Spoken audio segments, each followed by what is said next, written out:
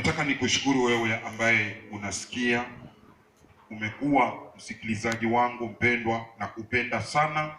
Yesu anakupenda katika jina la Yesu. Amen. Siku ya leo Mungu amenitumia ili nije nikwambia kwamba ujichunge katika roho ya kurudi nyuma. The spirit of backsliding. Kuna roho ambayo ya kurudi nyuma. Especially wakati huu ambao huu ugonjwa upo. Mpendwa, kuna watu wengi ambao ni watu wa Mungu wamerudi nyuma kwa ajili ya huu ugonjwa. Nataka nikwambie mahali wewe uko, umerudi nyuma labda kwa ajili ya kupelekwa, ambapo umepelekwa. Wengi wamepelekwa kwa ukuta, wengi wamepelekwa kwa ukuta kwa ajili ya majaribio mengi. Wengine wamefutwa kazi, wengine mambo yao hayaendi sawa, wengine wako nyumbani, hawana pesa, hawana chakula, wanalala njaa siku 2 siku 3. Nimekuja kukwambia habari njema. Yule ambaye aliweza kukufanya uokoke, huyo ambaye ni Mungu wako aliye hai, hata kuacha amesema, na it is true, hata kuacha. Kama wana wa Israel hawakuweza kuachwa walipokuwa njiani wakitoka nchi ile ya utumwa, wakiwa wametoka, walifika njiani mpendwa, na Farao akatuma majeshi ili awarudishe. Walipoangalia majeshi na walipoangalia mbele, wakaona bahari, wakashindwa, itakuwaje? Wakamgeukia yule aliyowatoa ambaye alikuwa Musa, na wakaenda kumwambia, kwa nini umetuleta huku ili tufe? Wakaona makaburi, wakaona kifo. Nimekuja kukwambia usione kifo. Labda umepelekwa mwisho, labda wewe ndio wewe unalia, umeona labda huku hakuna njia, na unaona huku hakuna njia. Wana wa Israeli waliona hivyo, wakaona bahari, lakini Mungu akawaambia ya kwamba hata wawacha. Akawaambia kwamba hao maadui ambao mnawaona leo, nataka niwaambia kwamba hamutawaona tena.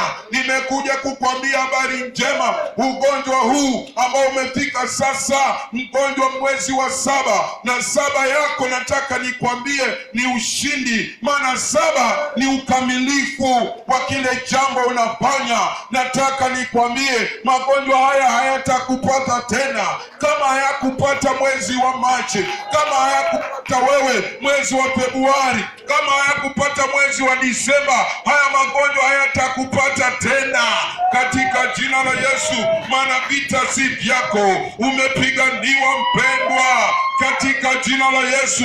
Safina ile ilipofika katika maji sasa yalikauka, wale waliokuwa ndani walipona. Wewe nataka nikwambie umepona, hautapitia tena. Haijalishi ni nini, haijalishi umefikishwa wapi, haijalishi mpendwa. Labda kuna mtu wako mmoja alishikwa na maradhi haya na alikufa, na sasa hivi unaomboleza. Sasa hivi unasema, kwa nini ndugu yangu, kwa nini babangu, kwa nini dadangu amekufa na magonjwa haya? Nataka nakwambia usijiulize maswali mengi, usilalamike kwa huyu Mungu aliyekuumba. Maana huyu Mungu aliyekuumba ana mipango mema, ana mipango mizuri. Usirudi nyuma, usirudi nyuma, usirudi nyuma. Nataka tusome neno la Bwana katika Isaya 43. Nasoma kwa uwezo wa Bwana. Maandiko yanasema, lakini sasa Bwana aliye kuhuluku, Yakobo, yeye aliyekuumba, Israeli, anasema hivi, usiogope. Nimekuja kukwambia usiogope. Kuna vitisho vingi wakati huu ugonjwa umekuja. Unapoangalia runinga kila siku na unaona hesabu inaongezeka, uoga umekuwa mwingi, lakini Mungu anasema usiogope. Anaendelea kusema, maana nimekukomboa. Wewe umekombolewa. Nimekuita, haleluya, kwa jina lako. Mungu anakufahamu kwa jina lako. Anapokujua wewe unaitwa Stephen, wewe unaitwa Michael, wewe unaitwa Daniel, anakujua kwa jina lako. Mungu si wa kubahatisha bahatisha, anajua watoto wake.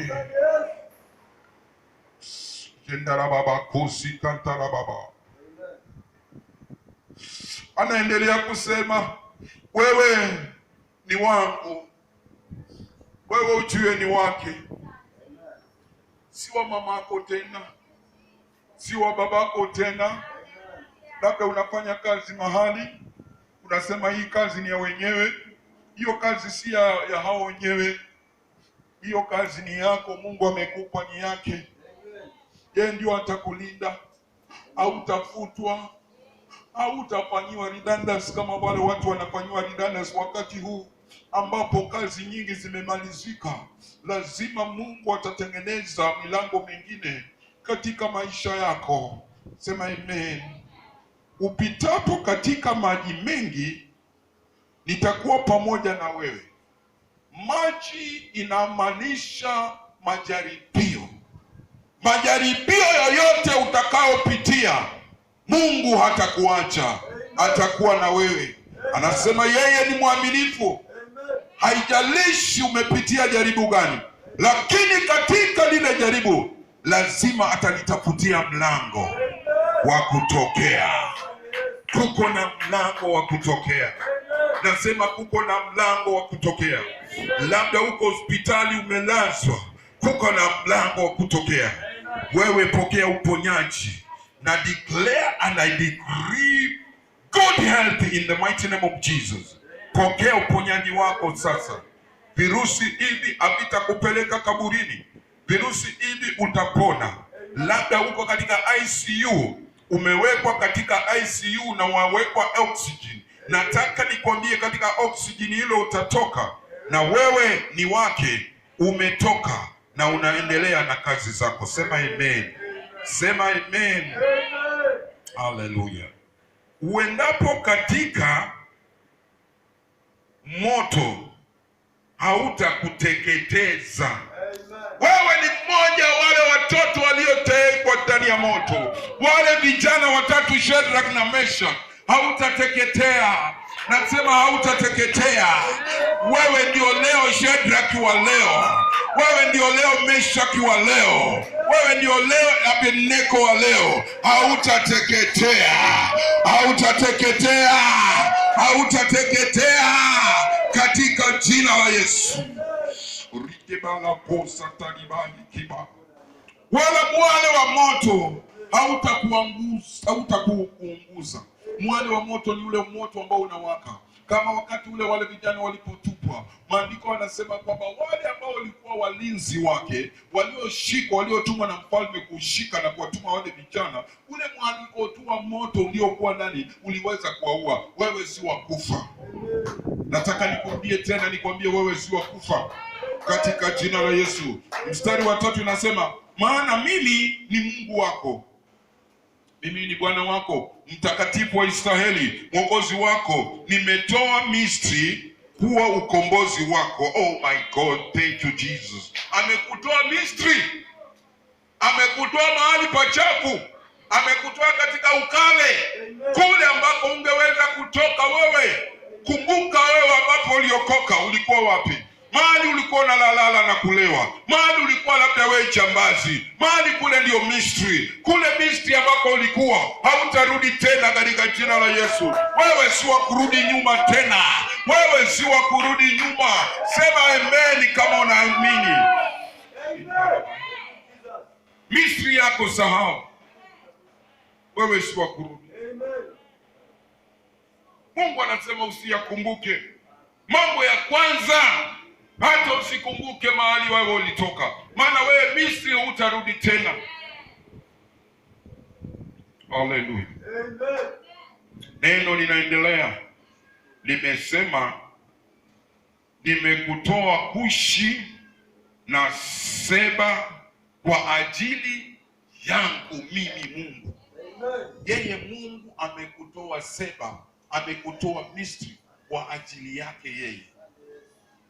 Haleluya. Wewe ni chombo kisichoharibika. Wewe ni mbegu isiyoharibika katika jina la Yesu. Agano ulilotenda ni la mpaka mbinguni. Wewe unaingia mbinguni. Haijalishi magonjwa yatakuwako, haijalishi magonjwa mengine yatakuja, lakini si wewe ya kukuchukua. Wewe ni wa kwenda huko ambako umepangiwa na Mungu, ambako unawenda mbingu. Sema amen. Haleluya. Naendelea kusoma katika mstari huu ambao ni mstari wa 4, anasema kwa kuwa ulikuwa wa thamani machoni pangu. Oh my God. Wewe ni wa thamani kubwa sana. Kama hujijui, wacha nikwambie, wewe ni wa thamani kubwa.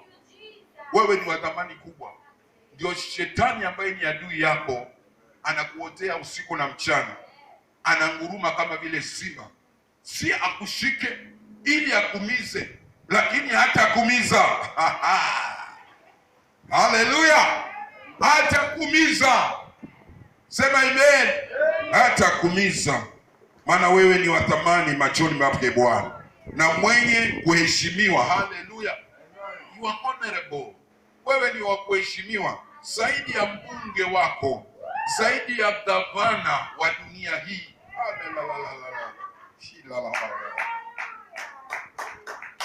Wewe ni wa kuheshimiwa. Oh my God. Haijalishi milango ya kanisa imefungwa, lakini wewe hujafungwa. Na wewe nataka nikwambie, wewe ni wa heshima. Mahali uko, pahali popote, labda uko nyumbani, labda uko katika mahali ambapo umetoka nchi yako, uko katika nchi ya ugenini, nataka nikwambie, wewe ni wa heshima. Oh my God. Wewe ni wa heshima. Labda uko katika kitanda cha hospitali, wewe ni wa heshima. Umeenda tu just a visit katika hospitali ile, lakini wewe ni wa heshima. Nami nimekupenda. Zai. Umependwa. Nataka nikwambie kitu hicho. Ambaye amekupenda zaidi ya watu wote, nataka ujue, ni huyo Yesu aliyekuokoa. He will not forsake you. He will not leave you. Hata kuacha. Mwanadamu anaweza fika mahali, ndio amesema amekupenda. Mwanadamu anaweza fika mahali ya kuache. In my spirit ninaona watu wengi sana wamewachwa. Nimekuja kukutia moyo wewe. Wewe hujaachwa. Huyu Yesu haja kuacha. Sijui uko wapi. Sijui umefikishwa wapi. Sijui unaona uchungu gani. Sijui una kitu, kazi imeisha na ulikuwa unafanya kazi ya maana, umepaki gari yako hata ina mafuta, iko pale nje. Labda ni nyumba umekuwa kufuli na umefukuzwa. Labda ulikuwa katika kiwanja kingine ambacho kimevunjwa, umepelekwa mahali hata uchumi umeenda kuishi na nani. Nimekuja kukwambia wewe ni wa maana sana. Wewe ni wa maana sana. Oh, nikacheke nimebea. Mungu anakutambua, Mungu anakujua, Mungu anakuweka katika hali nyingine. Mungu aweze akakuori basi katika ya babo. Oh my God. Oh my God. Oh my God. Kwa sababu hiyo nimetoa watu kwa ajili yako. Kuna watu wametolewa ili wajiule waweze kukushughulikia. Kuna watu ambao wametolewa ili uweze kupata kibali juu yao. Kuna watu, nataka nikwambie, wale watu ambao walikuwa udhani, watu wengine hata si ndugu zako, watu wengine hata si jamii yako, watu wengine hata si kabila zako. Kuna watu Mungu amewatoa ili uweze kupata kibali. Kibali kilichopatikana ndani ya Danieli kilikuwa kibali cha mtu mwingine. Danieli alikuwa mtumwa, lakini alikapata kibali. Kibali katika mfalme ambaye alikuwa amini Mungu. Kibali ambacho alikuwa ameingia katika nchi ambayo ni ya utumwa pamoja na Yusufu. Yusufu alipata vibali. Yusufu wa leo nataka nikwambia na Danieli ni wewe. Mungu atakupa kibali. Haijalishi uko mahali gani. Haijalishi uko wapi. Labda uko mahali ambapo ulikuwa unataka kurudi na taifa hili na unakuta pesa una za ndege, na unakuta kweli huna namna yoyote, na unakuta mahali huko ulikuwa umeenda kazi, korona ikatokea, sasa umefutwa. nataka nikwambie, kuna watu watatoka from nowhere, watasimama na wewe, watasimama na wewe. Jitie moyo, watasimama na wewe, nakwambia watasimama na wewe. Umeuza vitu vyako vyote, ulikuwa na vitu katika nyumba yako, umeuza gari, umeuza vitu vyako vyote, umeuza kila kitu, umebaki una kitu sahihi. Ulikuwa na TV nzuri ukauza, ulikuwa na gasi ukauza, ulikuwa na friji ukauza, ulikuwa na kila kitu ukauza. Sasa umebaki peke yako. Ulikuwa na gari unaendesha pia ukauza, huna kitu. Lakini nimekuja kuambia habari njema, kuna watu watashughulika na wewe, kuna watu watashughulika na wewe. Mungu anakuunda upya tena, Mungu anakuunda upya tena, Mungu anakuunda upya tena, Mungu anakuunda upya tena, Mungu anakuunda upya tena, Mungu anakuunda upya tena. Usirudi nyuma, don't backslide. Backslide is not our portion. It is not our portion, backsliding. Why it is not our portion? Because you have made a covenant with God. Umefanya agano ambalo ni la milele. It is not your portion backsliding. Why? Because you are the seed of uncorruptible. Wewe ni mbegu isiyooza, isiyoharibika, ribusinda, ribukusa, ribangituka, alakosabosi aliaso.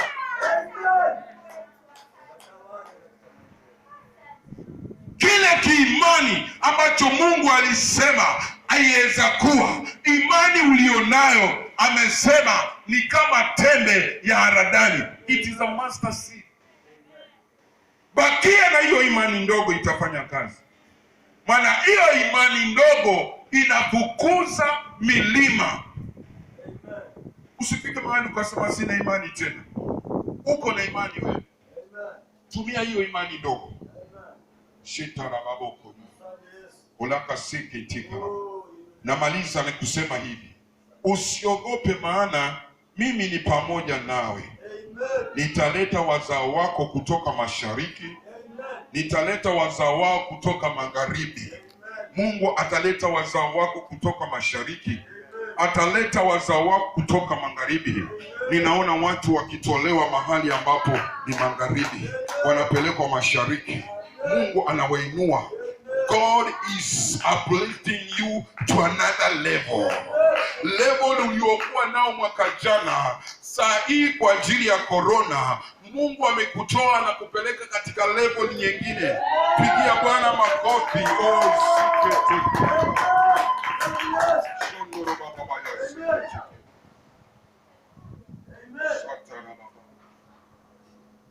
Nataka tuone sababu 3 za kurudi nyuma.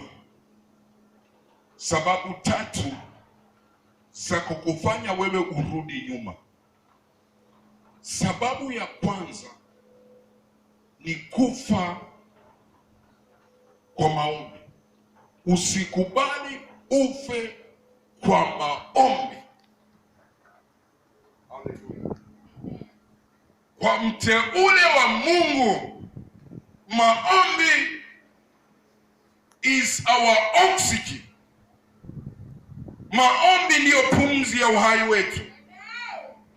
Mfano, uchukue samaki ndani ya bahari na umulete katika ardhi, atakufa. Mpendo, ukikosa maombi utakufa kiroho. Usikose maombi, usife katika maombi. Watu wengi ninawaona wakati kanisa limewekwa ndani, wengi wamekufa kiroho kwa maombi. Nataka nikwambie, kanisa limefungwa ni building, haujafungwa wewe ulipo. Nataka ujue ya kwamba usife katika maombi.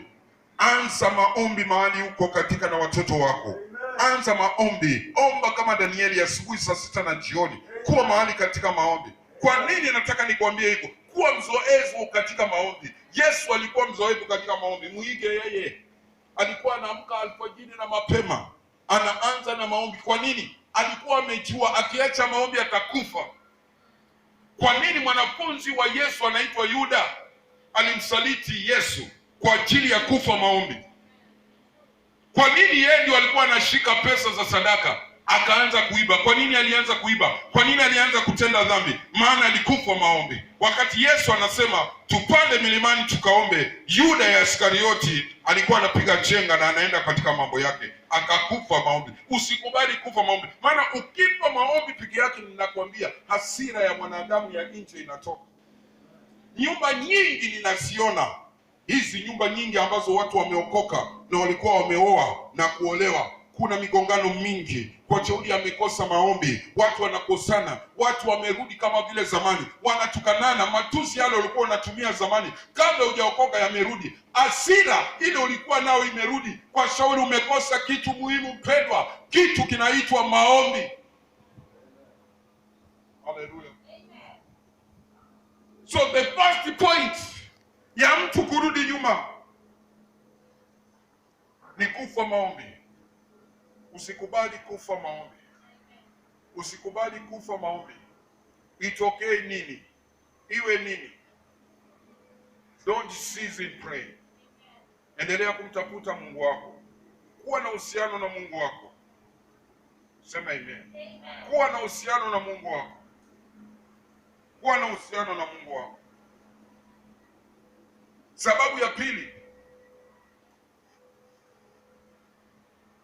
roho ya kutamani vitu vya mwili. The spirit of lust. Wakati umerudi nyuma, roho ya kutamani huwa inazuka ndani yako na inarudi tena. Sema amen. Roho ya kutamani vitu vya watu. Wewe jiulize, kwa nini Daudi amepanda juu ya nyumba yake, ameona mke wa mtu, alikuwa ni mtu wa Uria, mke wa Uria, anaoga katika choo ambacho kilikuwa kimejengwa kiko wazi juu, naye Daudi yuko katika nyumba yake ya ghorofa juu, akaona mwanamke wa watu tuputupu, akaanguka katika usherati kwa shauri ya kutamani. Kwa nini wazazi wetu wa kwanza katika Biblia, dhambi ya kwanza walioanguka ni ya kutamani? Sema amen. Mungu alipowaambia kuleni matunda mengine yote, lakini mti wa katikati ambao kuna uzima, matunda yake msiyaguse wala msiyatamani. Na Mungu akaenda. Alipoenda tu, shetani akaja, akajaribu kwanza mwanamke. Sijui kwa nini alijaribu mwanamke, hakujaribu mwanamume. Jiulize wewe mwenyewe. Akajaribu bibi yake hao, akamwambia kwani Mungu amesema nini? Yule mama akamwambia yote. Nafikiri ni kwa shauri wa mama wanaongea sana. Haleluya. Akampatia stori zote, akamwambia hapana, mtakuwa kama Mungu. Huyo Mungu anawadanganya. Mwanamke akaenda akachukua lile tunda. Maandiko anasema kwanza akaliangalia kwa macho, akalitamani. Alipolitamani akalitunda, akalibata, akampa sponsor wake, mume wake, naye akakula. Hapo kapaishi. The spirit of lust ni mbaya sana wakati umeokoka, na ndio unaona Paulo anasema siku zote tuenende katika roho. In the book of Galatians, siku zote tuenende katika roho, tusienende katika mwili. Maana mwili unapigana na roho na roho inapigana na mwili. Nimekuja kukwambia wewe ya kwamba mwili hauokoki, maana mwili ni dhaifu. Haleluya. Lakini roho iradhi. Mwili ni dhaifu, mwili utakutia katika shida. Vitu vya kutamani tamani. Wacha mapenzi ya Mungu yaje kwako, ukaingia katika ahadi za Mungu. Usitamani vitu ambavyo si vyako. Usiangalie vitu ambavyo vingine ambavyo haviangaliwi na kutamani. Umeokoka, jizuie katika macho yako. Macho yako yanaweza kukutia katika kurudi nyuma. In the mighty name of Jesus. Hiyo ni kitu moja. Nataka tuangalie ya mwisho. Ya mwisho inasema kugeuza injili ya kweli. Kwa nini nasema kugeuza injili ya kweli? Unapoona mtu amefika mahali hataki tena kujitabisha kwa mambo ya Mungu, kama kufunga, kama kuomba, kama kumtolea Bwana, ujue huyo mtu tayari ameanguka. Wacha nikwambie, usikubali mtu ageuze injili. Injili, nimesema injili.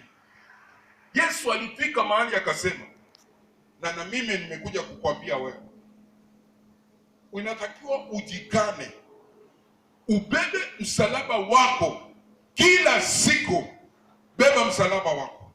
Injili ni kugharamika, injili ni kujitoa, injili ni kujitoa. Sema amen.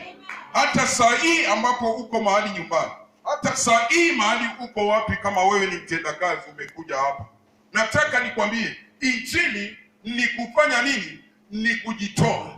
Injili ni kulipa gharama. Sema amen. Maneno haya aliongea Paulo wakati wa kanisa la Galatia.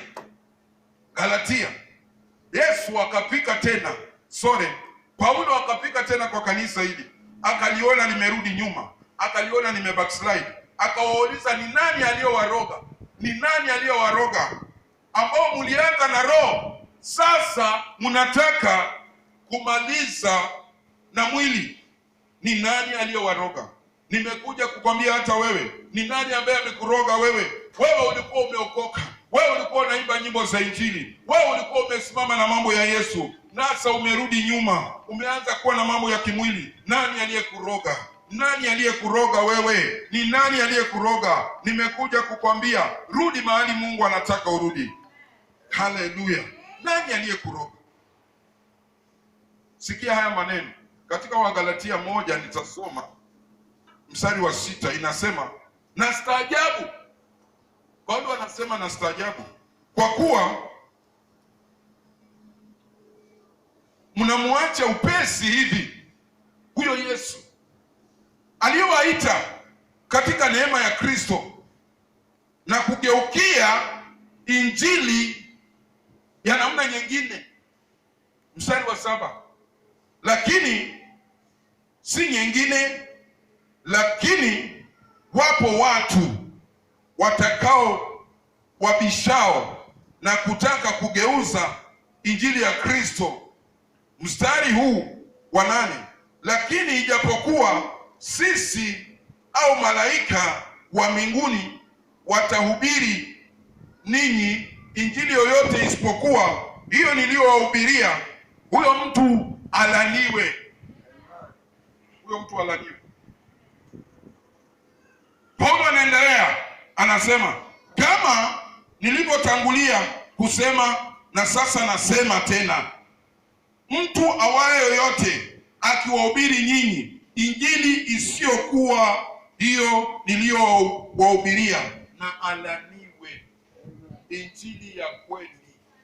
Watu wameacha injili ya kweli kwa shauri, hawataki kutabika, hawataki kesha. Ukiona mtu hataki kesha, mtu hataki maombi, angalia huyo mtu anaanza kurudi polepole nyuma. Ukiona mtu hataki kufunga, wakati pasta anatangaza mfungo na huyo mtu bado anakula, ujue huyo mtu tayari ni kuanguka, ameanguka. Sema amen. Nimekuja kukuambia wewe ambaye umeanguka, hii ni wakati wa kusimama tena. Hii ni wakati wa kurudi. Maana vitu ambavyo tunaenda kupambana navyo si vile vitu tunapambana navyo miaka ile mingine. Hivi ni vitu vingine ambavyo vimefanana kama ukorona. Hivi ndivyo vitu vinataka mteule ambaye ako tayari kuwa ngumu, kuwa mang'ang'a, kuwa tayari kupambana na vitu hivyo. Na Mungu anakutayarisha wewe, Mungu anakutayarisha wewe. Nasema Mungu anakutayarisha wewe. Nimekuja kukwambia habari njema. Nataka nikwambie namna hii, katika majira haya ambayo tumeingia saa hii, usikubali mtu yoyote akushushe imani yako chini. Usikubali mtu yoyote akushushe imani yako chini kupitia katika nini? Hofu na shaka. Kuna watu wengi ambao wanataka kukuletea hofu na shaka. Usikubali kuunganika nao. Wale watu watakuangusha katika imani yako ya kwanza. Wewe dada ambaye ulikuwa unamwimbia Yesu, wewe dada ambaye ulikuwa unafunga, nimekuja kukuombea sasa. Rudia mahali ambapo Mungu anataka urudi. Usikubali uwe mahali pale. Ni mbaya sana mambo mawili yatokee. Ni mbaya sana mtu ambaye ameokoka arudi nyuma. Ni mbaya sana. Hilo ni kanisa ambalo Mungu anasema alilitolea damu. Paulo katika Matendo ya Mitume 20 anasema ya kwamba kanisa hili aliweza kuwaambia kanisa la Waefeso alipofika kwao kulifundisha. Alifundisha miaka 3 na machozi, akawaambia ya kwamba Yesu ambaye alikufa na kulitolea damu katika msalaba, usikubali mtu yoyote aje alikanyaga ili kanisa aligawanye, alirudishe nyuma. Kuna watu ambao ni wapotevu, kuna watu ambao wana maroho ya kuwadanganya wengine, lakini nimekuja kuambia usimame. Sema amen. Unatakiwa kusimama, unatakiwa kusimama. Usikubali lianguke kanisa. Bwana asifiwe sana. Wewe ni mtu ambaye Mungu amekusimamisha, anataka wewe uombee hata taifa letu. Usikubali taifa lianguke. Sema amen. Kwa nini? Mungu anasema katika 2 Chronicle, ambayo ni 2 Chronicle 7:14, amesema ikiwa watu wangu waliochaguliwa kwa jina langu. Bwana asifiwe sana.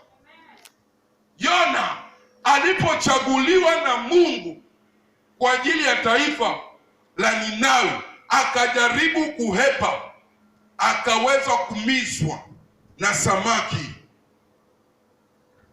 Kumizwa na samaki ni kurudi nyuma. Naona kanisa limemizwa na samaki, but I come to declare and decree, Mungu atawatapisha.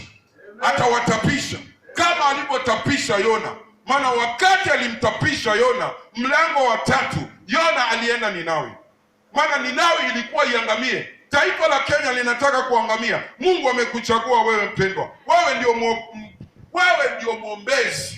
Ametaka uombee kanisa, ametaka uombee taifa la Kenya. Sema amen. Yona wa leo ambaye ni evangelist, ni wewe amekuchagua Yona. Usipige kona, usikatae. Leo wewe simama katika taifa lako, lipende taifa lako. Haijalishi taifa lako liko vipi, haijalishi dhambi imekuwa nyingi ya ufisadi, haijalishi kuna maovu mengi.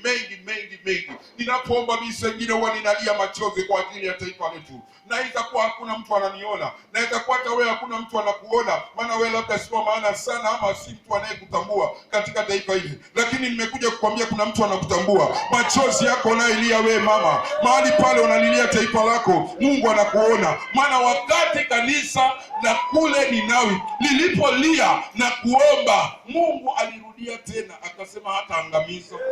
Mungu hataangamiza taifa hili. Wewe unaposimama katika gapu ya kuombea kanisa, kuombea taifa lako, Mungu amekuchagua. Mungu amekuchagua. Haijalishi hakuna mtu amekuona, lakini Mungu nimekuja kukwambia anakuona wewe mama, anakuona wewe kijana, anakuona wewe mzee. Mahali uko, endelea kuomba. Nataka niombe na wewe, usirudi nyuma, usibackslide. Haijalishi umefikishwa mahali gani, lakini nataka nikwambie, nina habari njema ya kwamba usirudi nyuma. Usirudi nyuma. Shikama baba moya rutotoro baba. Usirudi nyuma.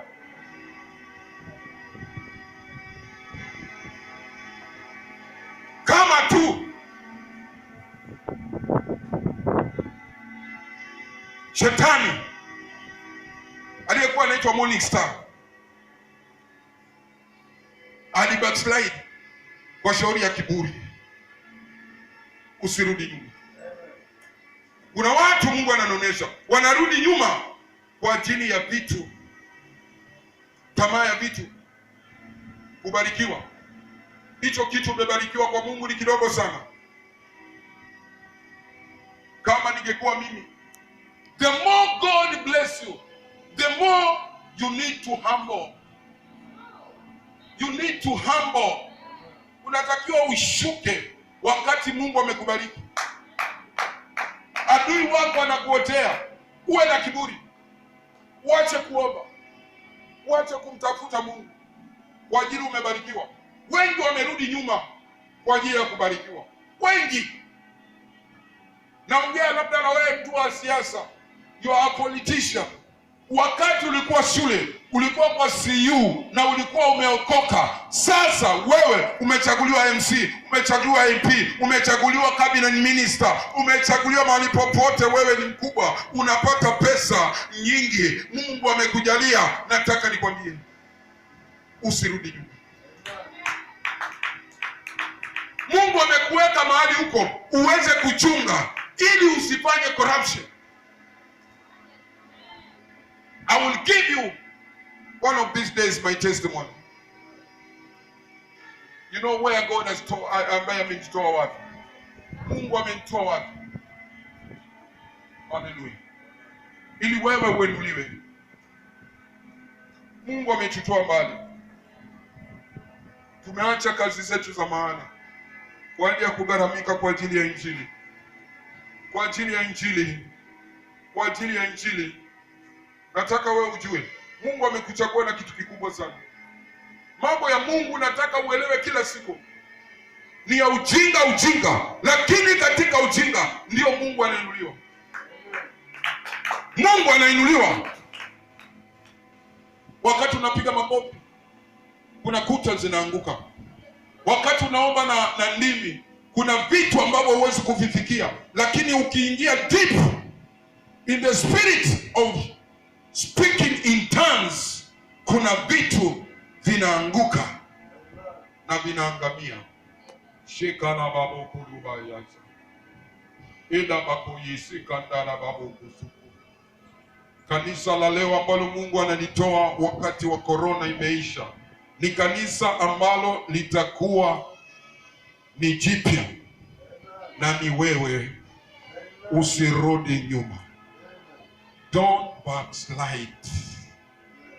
I rebuke the spirit of backslide in the mighty name of Jesus. Katika jina la Yesu. Pigie Yesu makofi. Bwana akubariki. Amen.